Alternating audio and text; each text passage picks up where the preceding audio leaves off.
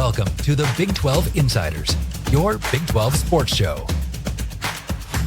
Here's your host, Brian Hanley. Hey, everybody, what's going on? This is your man, Big B, Brian Hanley. Welcome back to Big 12 Insiders. Man, it was a great weekend for the Big 12. A lot of big-time performances by freshmen. A couple of freshmen gave us a 40-burger. But basically, you know, what this Big 12 weekend revealed about the conference race. That is the title of this. And quite frankly, it's pretty simple. It's a race, you know, and we all thought that to begin with. But this weekend just showed that this thing is going to be a race. Look, I know some people are looking at me side-eyed like, well, Arizona, look at Arizona. And I'm like, Arizona's schedule's about to get real. I know some people are saying they haven't played anybody yet. Okay. Well, it's about to get real starting tomorrow, okay? And then moving on, they got 11 games left. 7 of those are against highly ranked teams. So their schedule's about to get real. Don't worry. And how they stack up to that, I think they're going to fare pretty well. But it is a race, ladies and gentlemen. I love what this conference is. So before we get started on what we saw yesterday, again, remember to like, follow, subscribe. Continue to get in the comments and always hit the notification bell so you know exactly when Big 12 Insiders content comes out. First up, KU crushes Kansas State 86-62. They broke the game open about midway through the second half and just cruised. KU even ran it up and rubbed it in. You know, they got a steal with about 9 seconds to go, dunked on the other end when Kansas State, it looked like they were just trying to dribble out the clock. KU said, nope. Absolutely not. Sending a message. Some people didn't like it. Quite frankly, I loved it. And this is from a guy who went to Kansas State. Hey, you can rub it into your rival, rub it in. Rub it in, I don't care. I thought it was fine. I thought it was fine. Here's the thing. Badunga had a double-double, 21 and 10. Darren Peterson didn't play, you know, in this game. Amiko Jackson had 19 off the bench for KU. Like I mentioned, I know K-State had 2 starters that were out, but again, Darren Peterson's arguably one of the best players, or arguably the best player in the country. So what K-State was missing is not going to match that. But this was just a blowout. And if we're all being honest, I'm not sure how long Jerome Tang is going to be at Kansas State. Contract be damned. You can't let this just continue to go on like this, man. You just can't. Not if you're trying to be serious. Now, if you're not trying to be serious, let the man coach, you know, the remainder of your time, whatever the case may be. But if you're being serious and you want to have a real basketball team at Kansas State, you can't let this go on any further. You just can't. I'm sorry. Moving on. Arizona whips West Virginia 88-53. You know, this one was over pretty quick. You know, 10 minutes in, Arizona's up 22-8, and that one was about it. You know, Braden Burris, led a pretty balanced attack, 22 points. My main man, Krivas. I like Krivas. Another double-double. I like him. I don't know what it is. I don't know. I just like that guy, man. And he, again, another double. If he's going to continue to give those to Arizona, they are going to be tough because they got star power. And he's not necessarily star power, but he's better than a glue guy too. You know, just a guy that's out there. He is a factor in basketball games. I just like that guy. You know, sometimes with teams, you pick a guy that you just like. I just like him. I do. Just a big guy that causes a lot of havoc, that can play some basketball too. He's not some big stiff out there running around on the court. He is not. I like Krivas, man. So, like I mentioned earlier, the competition for Arizona is about to pick up starting tomorrow at BYU. So buckle in, buckle up, Arizona fans. It's going to be a fun but difficult ride down the stretch. But like I mentioned, they're built for it. They are absolutely built for it. Iowa State over Oklahoma State, 84-71. Now, this one was weird because it was a tale of 2 halves.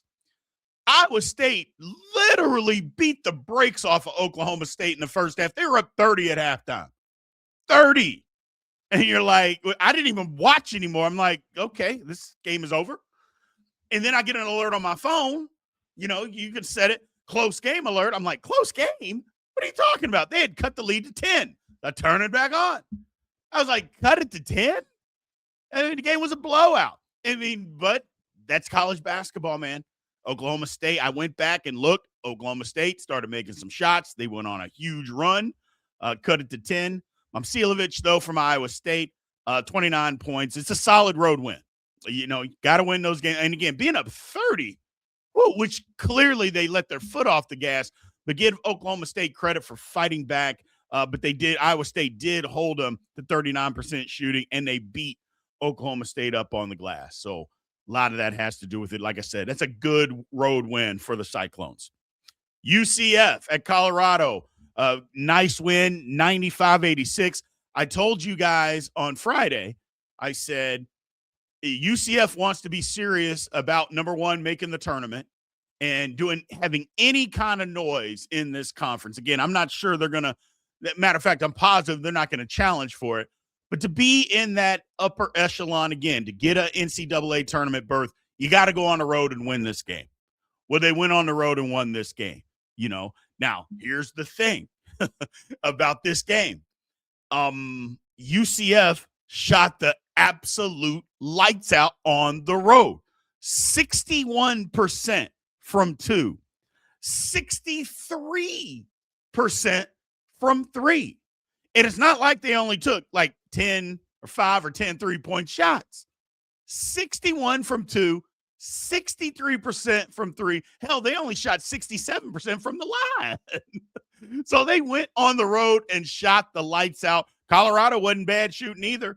52% from 2, 55% from 3. Do you know how frustrating that is? I shoot 55% from 3-point land. Again, I didn't take 5 3-point shots.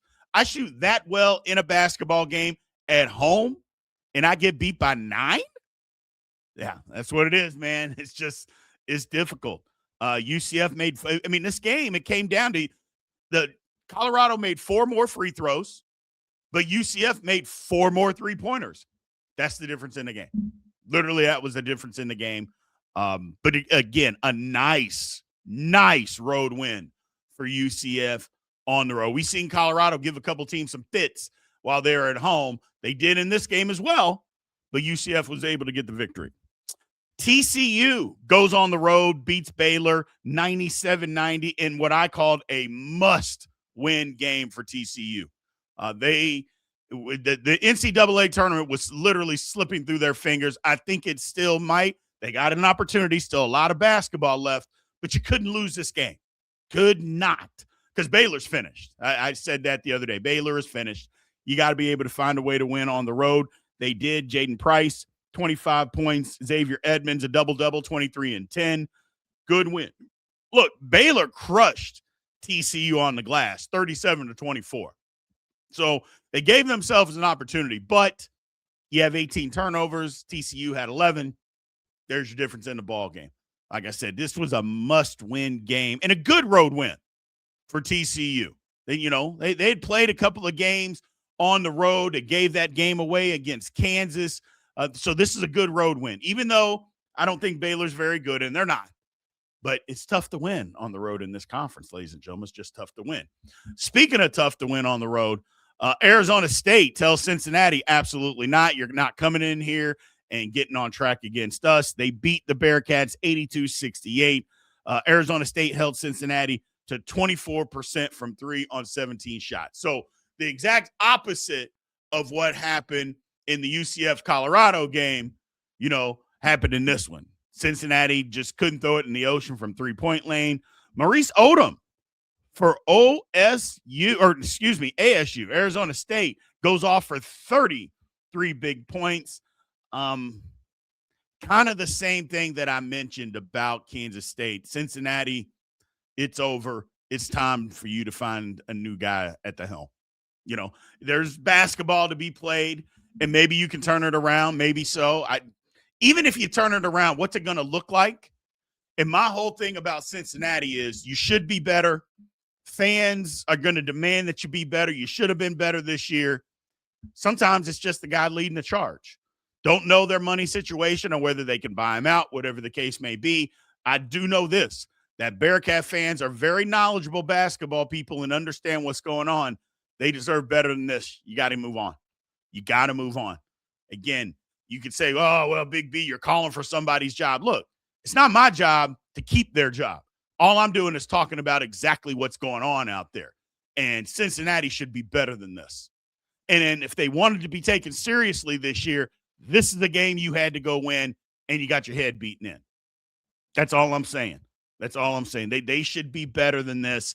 And I love Cincinnati Bearcat fans. I know as a Louisville fan, I shouldn't, but I do. I like them. I love that rivalry. But, yeah, I don't know. Like I said, you had to win this game. You didn't. It's probably best that you move on. Now, you don't have to do that during the season. I'm not saying that. But at the end of the year, Cincinnati, it's time to upgrade. Time to upgrade, man. I'm sorry. Then BYU over Utah, 91-78. This is a good basketball game. BYU basically took over the last maybe 8 minutes of the basketball game. AJ DeBansta, Lord have mercy, just absolutely took over, went off 43 points. 43 points. Here's the thing, man. There was a stretch in the second half. He had a dunk, a three, and then another dunk. And you're like, okay, this guy, just unbelievable. This is what BYU fans have been looking for all year. Now, don't get me wrong. He's played great. I'm not saying he's played bad or anything like that. I told you before, I thought when his season took off was in the second half of that UConn game where he just settled down and didn't have to go out there and prove how good he was. Just go play basketball. Well, when he got on a roll, and in this game he got on a roll, this is how good he can be. There was no doubt who the best basketball player on the floor was. He took over the basketball game. Like I said, 43 points. And that run that he went on, it was, like I said, just the dunk, the three, the two step back threes, and another three, and then finish it off with another dunk. This guy, he's that good. Oh, by the way, BYU beat the brakes off of Utah on the glass, 40-24. That never hurts. They also shot 53%. BYU's good. Monday, Arizona. Let's see it. It just keeps going, this damn conference, man. It just keeps going. I love it. And then finally, ladies and gentlemen, it was an outstanding basketball game. Texas Tech over Houston, 90-86. And a phenomenal basketball game. Had momentum swings both ways. You thought maybe there was a time Tech might take over and stretch the lead out. Houston fought back. Then Houston grabbed a short lead. And then Tech fought back. Just back and forth. Now, the one thing that you might say is, the score is 90-86. There was no defense. I don't think that was the case. If you watched the game, they were playing defense. Guys were just making shots. Kingston Flemings, my goodness, he went berserk. 42 points. Like, what are we doing with these freshmen, people? We got one with 43, another with 42. Hell, there was another freshman over in a different conference, played for Illinois. He had 46. Like, what the hell is going on with these freshmen? And if you watch Kingston Fleming, again, just took over the game. Couldn't stop. Like I mentioned, there was defense being played. It wasn't like, oh, man, this guy, they're just keep leaving him open, and he just keeps making shots. That's not what happened. These guys are phenomenal. Phenomenal. In this basketball game, look, JT Toppin again with a double-double, 31 and 12. Come on. And again, Toppin, they weren't guarding him? Of course they were. This was just high-level basketball. And when you get high-level basketball, I don't care how good a defender you are. The offense is going to beat defense, kind of like in baseball. Pitching, and I know you think, well, in baseball, offense is hitting the basketball. I get it. But good pitching beats good hitting every single time. Every single time. In basketball, good offense, you can be right up on somebody. But if they can shoot and they're going to make shots, there's nothing you can do. There is literally nothing you can do. That's what I saw in this game. I saw some high-level defense being played. I just saw some outstanding shot making. I saw outstanding two coaches going back and forth. Best game of the day, in my opinion. It was an outstanding basketball game. Loved every second of it. And it got moved up. I know I had talked about on Friday, why wasn't this game pushed back? It was supposed to be, I think, at 5 or something, but it got moved up because of the crazy weather that everybody's having. But I love the game. Absolutely love the game. And isn't it wild that they've already played twice, and what, today is the 25th of January? Just put me down. Mark my word. Mark me up for a rematch in the Big 12 tournament. Put me down for that, ladies and gentlemen. Yeah. I need to see it again. Twice just wasn't enough for me. I need to see it again. Yes. Great basketball game. Some of the specifics, it's just, I don't know. To me, it was just a crazy high-level basketball game. But the one thing that I always say, it's tough to win on the road in the Big 12, ladies and gentlemen. And, yeah, I know Houston had won 16 straight times. This is a different year. Tough to win on the road, man. Tough to win on the road, especially when you're playing high-caliber competition, you know. And so I just enjoyed the basketball game. But, yeah, sign me up for a rematch in the Big 12. Twice, I feel like we're being robbed because both the games happened in January. You know what I'm saying? Like, spread it out. Give me one in late January and another one in late February. Spread it out. Don't give me two of these in 2.5 weeks' time. Man, I need to see it again. The thing about it is, how many other games are we going to see high-level basketball between these top 6 teams, man? We got a lot of good basketball. So I'm being greedy. I get it. I'm being greedy. I apologize.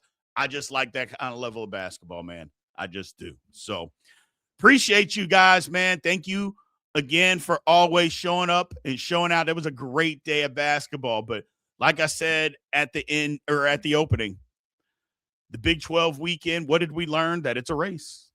That's a race. Nothing more, nothing less, man. Appreciate you guys. Everybody stay warm and stay safe. I know there's some crazy weather that's going on all over the country. If you happen to be affected by any of that, make sure you are staying. Just don't go out. If you don't have to go out, man, don't go out. Just stay in, stay warm, give it a couple of days. It'll pass, and then we can get on with everything else. So appreciate you guys, man, and I will talk to you soon. Thank you for watching the Big 12 Insiders, your Big 12 sports show. This has been a Spirit Street production.